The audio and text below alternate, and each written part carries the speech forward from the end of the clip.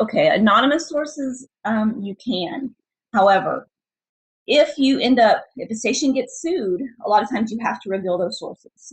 There have been reporters that have gone to jail because they won't reveal a source because that's just how passionate they are, and that's up to an individual. You just got to make sure. Normally, when we go with anonymous sources, we have two or three. If we have two or three different sources telling us the same thing, then we'll go with it. And we have some reporters who've been here for like 10, 20 years, and we know their sources are good. Their sources have been reliable for years.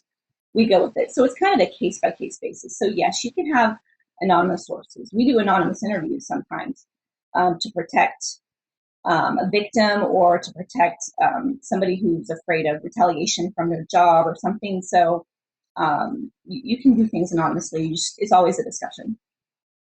Okay, good questions.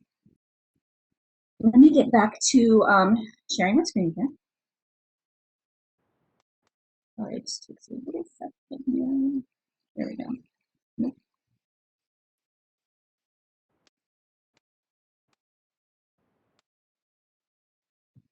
Okay. Okay, we talked about that. So next thing, making it work. Are y'all seeing that? Yes, it shows. Awesome. Okay, so this is a couple more pictures. This is one of our anchors, Irene Cruz on the NBC side. This is one of the first nights she anchored from home. So she posted, I think this was on her Instagram. It's been an interesting couple of days broadcasting and reporting from home. A lot of Skype interviews, phone recordings, conference calls, anchoring live from my living room. It's a first I never thought would happen in my career. See you at 10. So yeah, there are so many things that have happened, I think just in general in the world that we never thought we'd ever see.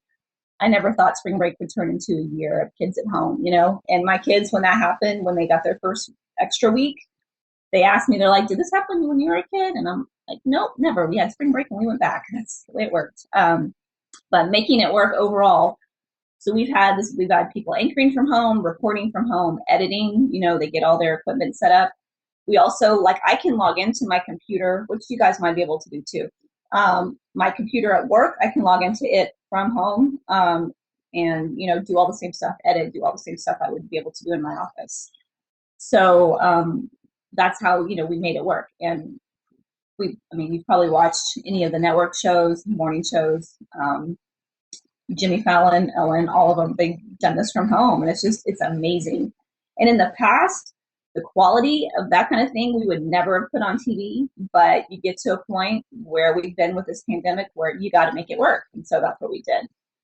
There's still some in person, and as things, like we would have one anchor in studio, that kind of thing, which let me go back to this slide.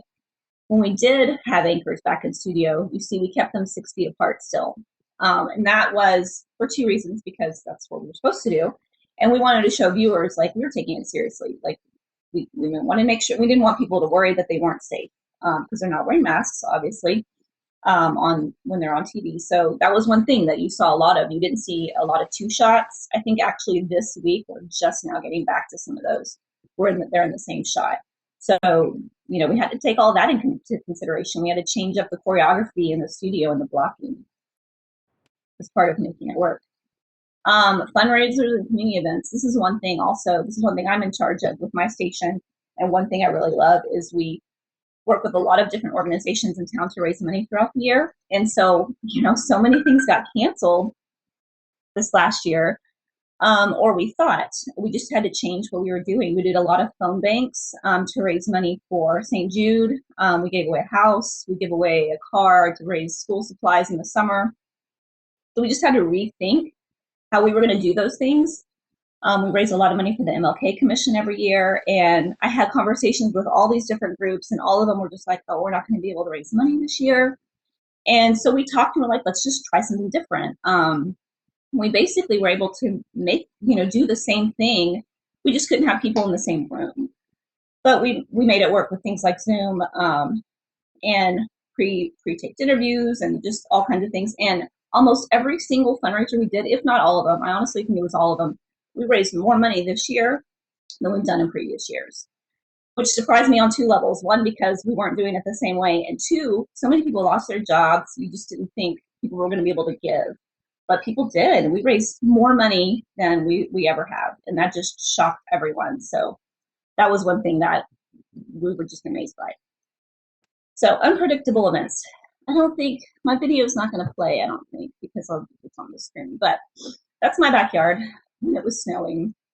So you throw a snowstorm into the middle of a pandemic, and that just a whole other level of things because I was working from home that whole time. We were still putting on newscasts. I had no TV.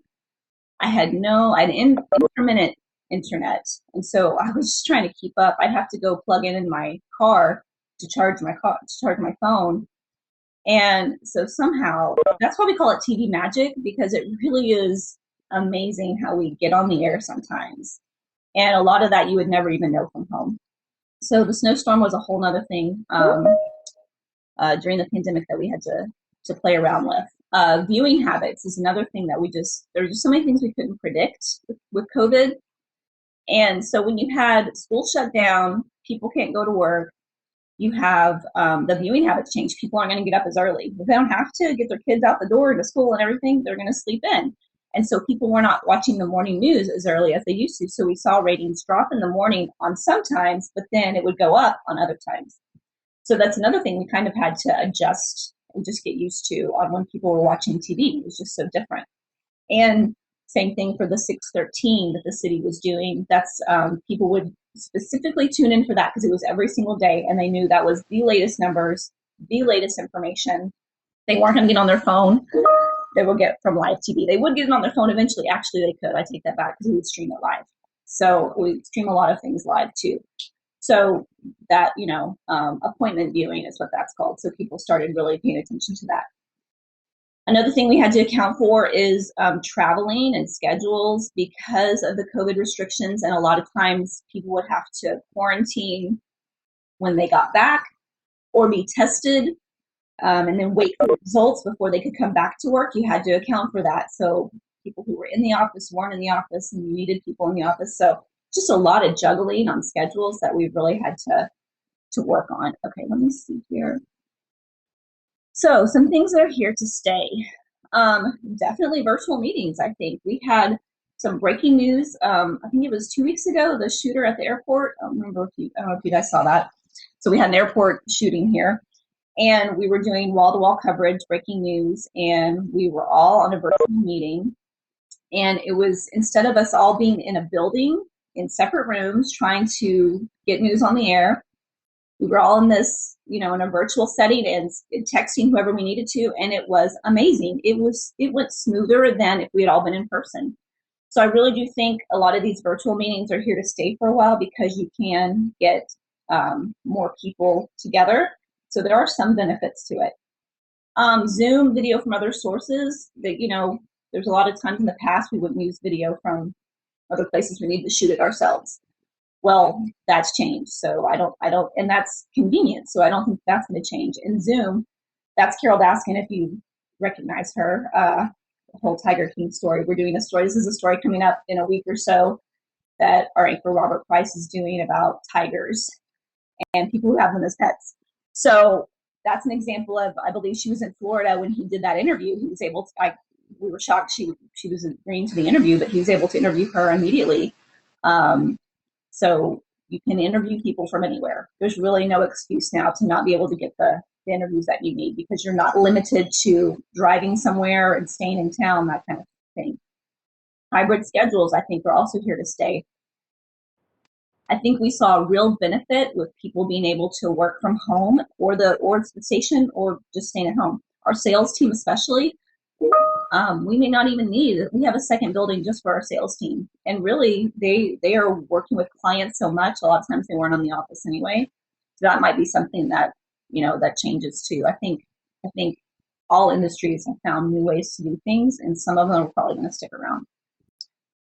So some things that we do miss the most, in-person communication, just having that one-on-one time with people. This picture on the right here is from a boot camp we did a few years ago. We would invite other stations that we work with to just kind of bounce ideas off each other and that kind of thing. And notice we're not 6 feet apart, nobody's in masks. So that was a while back. So, we wish we miss those things because those were always fun and you learn a lot. And I'm sure it's similar things that you guys can think of. In-person meetings too. We don't have tech issues like we had at the beginning of this one, or muting or telling people, can you mute or can you unmute? When you're in in-person meetings, it's a little different. The brainstorming, the camaraderie I mentioned. It's just nice to be around people. It changes your mindset sometimes. And, being stuck in an office by yourself, it can get old. And then canceled events. We, aside from news, like we do some fun stuff. We, parades, fiesta. This picture on the left is from our New Year's celebration this last year, which we weren't sure we were going to do. Normally it's downtown with thousands and thousands of people. This year we did it at Six Flags, and you can see there's a stage way, way behind the anchors where the people are, and then there's nobody in between. There were, we didn't have people there. And so those are some of the things we miss. All these canceled events that we used to get to cover, that really changed things, but things are slowly coming back. So hopefully that will change. So I'm going to stop sharing again and see if you guys had any questions. We still have just a couple more screens to go through, but let me see here. Okay. Amanda, we do have another question from Instagram. Sure. From Danielle. She asks, what is something you wish you knew about broadcast news before you became an anchor? I'm not an anchor, but I can still answer that question. I'm sure you guys introduced me. Like I said, I missed half of it. My job is senior executive producer. So what I normally do is work with producers and anchors and reporters to decide what we're going to cover, kind of the focus, who we need to talk to, and how we're going to cover it, and how we're going to make it look on TV. So those are all the things that I do. Something that I wish I'd known, I guess going into it, I didn't realize that you really, which I did. I was watching 2020 as a fifth grader. You really have to have a passion for it because it's your life. Like if you're a newsie, this is for you. Like I said, it's 24/7. It's all day. It's 365. And I say that just because there's always, it depends on what you do. I'm a manager, so I'm constantly involved with my team, and that's fine. I'm always checking email. I don't work 8 hours. I work all the time. I'm in the office for 8 to 10 hours a day, but I'm constantly on email just because you got to stay up to date. I can't, if I only checked my email while I was at work, one thing, I'd have like 200 emails and I would be behind. So many things happen, especially in San Antonio. When you work in a smaller market, it's probably not as crazy, but when you're in San Antonio, so many things happen in a few hours or just overnight. So you got to be on top of it if you're going to be successful. So I think maybe that's one of the things that it really is. It's very demanding, and you just got to be ready for it. But if you enjoy it, that's gonna make everything okay. And I mentioned earlier that there's a couple times I considered getting out, and I think that ever since I'm at the station where I'm at now, it just changed because I'm doing things. It's more meaningful to me now. I think I hadn't found that yet where I was working before. Just like I said, I felt like we weren't really doing a service to the community, but I feel like where I'm at now, that's what's important. So even if I wasn't in TV, that's something along the same lines that I would be doing. Carol Baskins, yep, you got it. How does a local news station cover a national news story and doesn't fly locally? Okay, very good question. Yes, we talk a lot about local news, local news, local news. So one thing we finally have really figured out is local impact. So while it may be a national story, does it have local impact? Like today, I believe there's a press conference, either it's happening right now or it's going to happen. The president took out the nation's vast states. So that's a national story, but it affects us here, right? We wear masks. So what does that mean? So yeah, I think if you don't just look at, is it local, is it San Antonio, you got to look at local impact. Does it affect us here? Laws in Austin, they affect us here. There are so many things that really, a lot of national stories have local impact. So that's one way to look at it. How do you guys handle inaccurate sources from a large-scale story that could cause public panic? Are there any consequences? Inaccurate sources, well, that's why you got to be super careful in what you're reporting. I mean, as long as those don't get on the air, you're good. if you get burned by a source, don't use that source again. And I don't know. I can't think of anything where somebody told us anything wrong, because we always are very careful. It's got to be accurate, and I'm talking like, we get things from SAPD, or okay, I can think of things from a few years back. So there was a mix-up with mugshots one time between the sheriff's office, and they sent us a mugshot for a person, but gave us the wrong information, and we reported it. It came from BCSO. So that's our source. It's credible. We reported it. Well, come find out later that wasn't the right. We were putting somebody else's name up there, picture up there, and saying they did something that they did not do. And so they can sue us. We put that out there, but our source was Bexar County Sheriff's Office. They admitted to the mix-up. So now, even though we know we can trust BCSO in most cases, when it comes to mugshots, we have a whole new policy where we have to have the SID number, the birthday, and the name. And they all have to match in 2 different places before we will put it on TV. If one number doesn't match, we don't use it, because people actually got fired over that.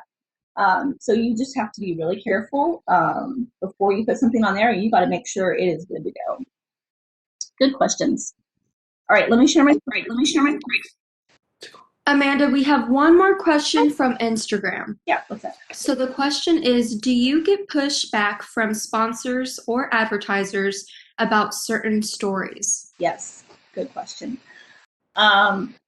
Way early in my career, we were running a story. It was our lead story at 10. I was producing the 10, and it's a small market station. It was like family owned. We got a call very late that they didn't want us to run the story because whoever was the subject of the story, the owner knew. And so he owns the station. We do what he says. So we had to pull that story at the last second. Now, in San Antonio, larger scale, things that come up are things when you have sales clients, like, I don't know if I can't remember if Whataburger is a client right now, but let's say we're running a story about something bad at Whataburger, which would not be the case, but say somebody did something at Whataburger.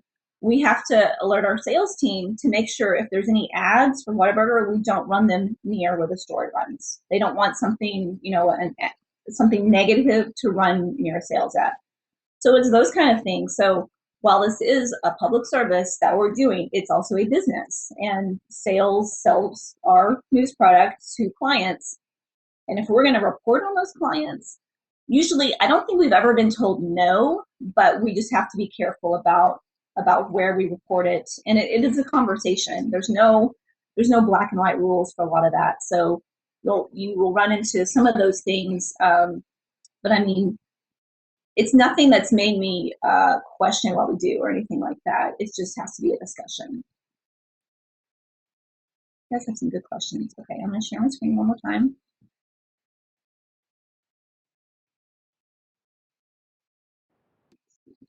Yeah.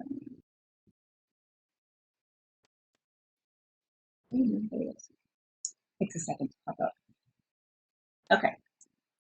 Okay, so what hasn't changed? And everything that has changed, there are some things that haven't. And this is something I figured out very quickly. Journalism is definitely a viable industry. The community needs us for information. So at the beginning of the pandemic and people having to stay home, you saw, and you still see, it's still a thing. Restaurants are shutting down. People are losing their jobs. You saw some industries that really stood out as not shutting down that the community needed, like grocery stores, HEB. People still working there. People still got to buy groceries, during all of this. So when you're thinking about what kind of job you want to get, you want to look at the kinds of things that happened in this last year. What businesses lasted, what kind of workers lost their job, or there's so many people out of work right now. Some of that will come back. It will take time, like the restaurants. Like, we're always going to want to eat out. Some things that were threatened were like the movies, that kind of thing, but I think that's going to survive. But one thing that definitely did was journalism. And I think in times like this too, people realize that they do need us, because they don't always think they do. But I think with things like this, getting information to the public quickly, they know that they can count on us. So that's what we hope, is that people know that they can count on us. During the snowstorm, that was a whole other thing. with CPS, with the bills, with energy, shut down throughout the state. Like, we need people to ask questions and get answers. And we've been staying on top of ERCOT and CPS and SAWS about bills and how can we keep this from happening again? Like, it shouldn't happen. So that's where we realized that journalism is very important. And then dedication to bringing news, like, that hasn't changed. That's why we work so hard and so quickly to make sure, like, we're not going to cancel a newscast all of a sudden because it snowed. Like, that would never happen, I don't think. We got to get on the air. When I was, it was NBC and Fox are two stations that work together now. Before, we just used to be NBC. We had a fire in our building, and it's been a few years now, and it was during the morning show. And so the fire department came in, got everybody out of the studio. What did we start doing? We started broadcasting on Facebook. We had to keep going. There was still a newscast, and even we weren't allowed in the building for a few days. We did our show outside in the parking lot. Like, news does not get canceled, and we don't want it to. Like, we want to bring that information that you need every day. And it all goes back to right here, the basics. Good writing and storytelling is paramount. That is what's most important. And when it comes down to everything, as long as you are a good writer and you know how to find a story and what is, how to tell a good story, and that comes with experience too. You're not going to know that immediately. But those are the two things that are most important. No matter what the challenges are, that's the two things that are most important. And then my last slide here, write this down, take a picture of it. It's my information.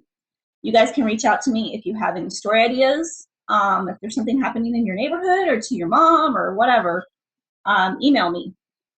Or the best way to catch me is email or texting, because my phone is constantly going off. Emails get buried, texting is pretty quick. I'm happy to, if you're already interning somewhere, or even if you get a job somewhere and you want somebody to take a look at your work, I'm happy to do that. Or if you just have general questions, like after this session here, if you have some other questions, I'm always happy to answer those. We do internships at our stations. We aren't right now because of COVID. They did stop it for a while because we still don't have a lot of people in the building. I'm still at home. Okay, I'm going to stop sharing, but you guys, I emailed this to somebody, so you guys have the information if you need it. But yeah, I'm here to answer. Let me see what other questions you guys have. What is your take on people who disregard the news as fake news, especially now with some people denying the existence of COVID? That is a very good question. My whole life, I don't take it personally because I think some people don't know. If they, some people don't watch the news, that's okay. This whole fake news thing, I think you just, I don't know, I didn't pay too much attention to that. I know what I'm doing is not fake news. I know what we're doing as a team is not fake news. I think if people just do their real research and really look at what stations are credible, then they can, decide for themselves instead of just, taking it for what somebody else may tell them is fake news. As far as COVID, that's a very good question. And we're still in the middle of it because you're right. People, say it's not a thing or they don't agree with it or whatever, and that's going to be a thing for a while. So what we just try to stick with is reporting the facts. It's really hard. I've even questioned all the numbers that we get because, the city has their websites, but then you'll get, this 2 weeks of data wasn't in there, or, we didn't get it from the lab here. So it's just like, what numbers are right? It's so hard to know. And there's so many numbers out there. So especially with things right now, I think in some of it, you have to go look for it yourself. Any other questions? So we have a couple of questions on Instagram. A user asked, what kind of press releases catch your eye when looking for a story? Good question. Ones that don't have a ton of information, because I don't have time to read a ton of information. It's got to have a good headline, a good catchy headline. What is going to be the most surprising thing or the most interesting thing that you can tell me about what's going to happen? It needs to have all the information: who, what, when, where, like who can we talk to, who's a contact, all the basic, make sure it's all included. And then just a quick little take on what the event is, like basically a one sheet. I don't need like a full 5 pages because I'm not going to look at that. Same thing with resumes. Keep them quick. Like I skim through it when I'm hiring. I'm looking at like 40, 50, 90 resumes. So, make sure what's the most important, what you want me to know the most rises to the top. Any other questions? You guys had some really good ones. We have another question from Instagram from Danielle. She asks, what can you talk about, or can you talk about a major lesson you learned while working in news? I learned a few, either by personal experience, trying to think of one, or really just by watching my colleagues and maybe what some of them went through. The mugshot thing was one. That didn't happen to me personally, but it happened to, one of my colleagues who ended up losing his job because of it. And it's just like, you just got to be super careful. We had, let's see. It's a good question. That's one I got to think about. But I think really, I honestly, I learn new things every day. Just from working with different people. Okay, here's one thing that I did learn that maybe you guys have already figured out in life, but when you're working in news, you're working with all different types of people, and probably in any industry, but news especially attracts just like a different breed. And you've got people who are super passionate, who are really out there, a lot of talent. They like attention a lot of times. So they have big personalities. That's what makes them great on TV. And then you might have other people who are on their same team, like on the floor, who are super quiet, don't talk a lot. So you got to make people who are complete opposites work together sometimes. So I think one thing I really learned is the personalities. Sometimes we spend a lot of time dealing with personnel issues, nothing about news, and it's just getting people to work together. So you just have to have an open mind and get along with people and be willing to and just listen to everybody's idea. Like, that's one thing that our meetings are great for, because we talk about different stories and what we're going to cover, but there's so many different people coming from different, the way they were raised, how their parents are, what they believe, all this stuff. And that comes into anything, in discussions in your classrooms too, probably. So you just got to listen to all the different opinions. And when we're coming down to like what a story is going to be, that all kind of goes into there. But we have a great group who really respects each other's opinion. And I want to hear what somebody else's perspective is, because I didn't think of that necessarily. And that should play into what we end up doing on TV or on the web.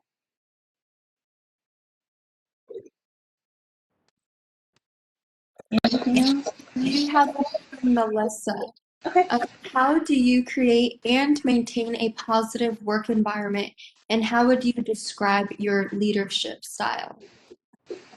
One thing as a leader, I like to make sure my guys know is that I haven't forgotten what it's like to be in the booth. I feel like when I say be in the booth, producing, because I don't produce every single day now. I'm in charge of what they do. But I was a producer, and I know what it's like when you're in breaking news, the phone's ringing, everybody's telling you to do a million different things. And so when that happens and I'm on the other side of it now, I don't immediately call. I know what's going on. I haven't forgotten. I feel like some people, as they kind of move up the chain, they forget what it's like, and they're asking for things that are just ridiculous. Like, that's not going to happen. We don't have time or whatever. So I try to make sure I don't forget where I came from, basically. Like, I know what it takes to edit a show. I know what it takes to edit a package, to get a live shot up. Like, it's not just 5 minutes. It takes a minute. Let me read that question again. Oh, one thing I did a couple years ago is I created a Facebook group just for my producers. So any producers that we have that are hired, and it's just for the producing team. And they just go on there and share. I just wanted it to be somewhere fun, because we have producers on the morning shift who work like overnight and on the night shift, and they might never ever see each other or never meet. There's people who don't even know each other and they're on the same team. So the Facebook group is a great way just to kind of interact, and it's just fun stuff. They'll share memes, or something stupid about reporters, or something something funny. There was one the other day about when reporters stay on time on their live shot or whatever. So just fun stuff, and it kind of connects everybody a little bit, and it's not so during the day at work. It's very, it can be intense. It's very deadline oriented, and so that was just one way I wanted to bring everybody together because we are all spread out and different shifts and that kind of thing.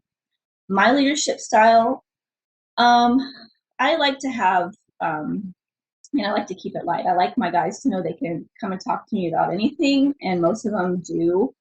Some of them are very reserved, and that's fine to let everybody do their thing. But most of them, even if it's personal stuff, like a lot of times you end up being like a counselor for people, because this stuff's hard. There's some of the stuff that we cover, especially like terrorist attacks or school shootings or things that are traumatic. And we see a lot of things that the public never sees because we're the gatekeepers. So on a very regular basis, I get asked to look at, hey, can you look at this video because, is there too much blood? Can we show this? When we had the airport shooting, we had to look at the video of the guy being put in the ambulance, and it's like, that's too much. We can't put that on TV. So you see a lot of things and you don't realize what can get to you. So I just like to have an open door. People can come in and, just say whatever they need to. They can vent if they need to, if they, want help with something. But I'd like to have a one-on-one with people just to get to know people individually. And I like to know what your goals are. Like when I hire you, I don't expect that you're going to stay in that job forever. I want to help you grow. And so if your goal is to be a manager at another station in 2 years, okay, great. I want to know that. I don't expect you to be my 10 PM producer forever. Because if that's what you're doing, like, I want you to have goals. So I want people to get to wherever their end goal is. I want to know what it is so that I can help them get there. I love your mentality on goals. I think that's very good from a boss perspective. We have time for 2 more questions. One of the questions being, can you guide us through your weekly meetings and how do you plan out stories? How does that go about? Okay. Well, we have daily meetings. So this is my day normally. I have an 8 o'clock call with the station I work for, owns stations throughout Texas. So at 8 o'clock, we have a call with all the stations, the people who run the desk basically, to talk about what is in San Antonio that somebody in Austin might care about, what's something going on in El Paso that we might care about, things that we're going to share. Not everything is going to apply to everybody. So it's a quick call. And then we also talk about what our reporter for the midday and noon is going to do. So we have that meeting. And then at 9:10, we have a manager's meeting to kind of discuss big events from the day, like the mask mandate thing I mentioned. We talked about that this morning. And then at 9:30, everybody comes into the meeting, and that's when we talk with reporters, producers about what we're going to cover that day, how we're going to cover it, what show it's going to air in. And then because we're at home, we do a check-in at 11:30 to see how things are. Normally, I'm talking to reporters all day long. If anything comes up, we're texting. But at 11:30, we all kind of gather quickly again, just to make sure we're all on the same page, because there is so much going on with TV. You got to over-communicate. I would rather hear the same thing from 3 different people, and it's all just to make sure that we're on the same page. Then we have our afternoon crew comes in, the people who work for the 9 and the 10. So we have the same thing with them. We do a pre-meeting with managers at 1:45. Then everybody joins in at 2. We do another check-in at 3:30 and at 5:10. So those are all the meetings just to kind of discuss as things develop through the day, or we might find out, oh, this story died because they fixed that problem, or this person backed out of the interview or whatever, and we got to regroup. So all day long is really based around the newscast and crunch time and what the next newscast is going to be on. And then as far as weekly meetings, like I do have weekly meetings for bigger projects or with sales, that kind of thing. Thank you for that. And the last question is, how would you rate the success of a story on TV, social, and web? We track that quite a bit in different ways. So on web, we can go in and see like how many people have clicked on it, how many people have shared it. So that's one way to measure success on it. On TV, we have a program where we can go in and we can watch it minute by minute. We can see a newscast, and it'll have almost every frame of video, like every few, and you can see who's watching from KSAT, who's watching from Ken's, when they dropped off, where they're watching us. So you can really tell who's watching and when they're watching and where they're going. And so that's one thing we use as far as what kind of stories we're going to tell. Like if we tell a story, falls flat, look like nobody cared, we probably won't go to that topic again. Or maybe we're covering it too much and people are tired of it, or it looks like the same thing, it's not new. So we look at that a lot. The news director looks at it every single day. I don't look at it every single day. I look at it every few days maybe, because it does get overwhelming, and it is like it's a whole other job to look at research, and that's what we use when we're considering what stories we're going to air long term, that kind of thing. So there's a lot to go into it, but there's a lot of different ways to track it too. Good questions, guys. That's awesome. Well, we got about a minute left, Amanda. Thank you so much. I do have one question, but before I forget, I'm going to send out this Google form just to get some feedback from you guys listening in. And Amanda, my question to you is, can you tell me what your most memorable story is, or maybe your first story? Oh, my first story? Ooh, first story. That's a long time. I don't know if I remember that. But a memorable story, well, would be one of the ones from the neighborhood. I can tell you, okay, Sutherland Springs, if you guys are familiar, we had a church shooting 2 or 3 years ago, just south of town. Really, really awful. But some amazing stories came out of that. There was a little boy, a 5-year-old boy, who was shot multiple times in that church. His name was Ryland. And we followed him throughout his recovery, and just following him, his story is amazing. He plays baseball. He became really good friends with the firefighter who found him. And just telling those, like, it was such an awful thing that happened, and just one of those traumatic things that you don't forget, but some amazing stories came out of it. So that might be one of the most memorable ones. There's a lot. That would take time. That would take time to figure out. That's super cool. Well, Thank you so much. let's give a round of applause, a virtual round of applause to Amanda. Thank you so much Amanda, if you don't mind staying here for just a couple minutes. So we have our last presenter, who's actually in audience right now, Angelica Casas. She works for BBC, so make sure to tune into that. We'll start letting students in at around 12:25. So that will be our last session for Multimedia Day. And thank you so much. Don't forget to fill out that form, and we'll see y'all in about 25 minutes. Amanda, thank you for sharing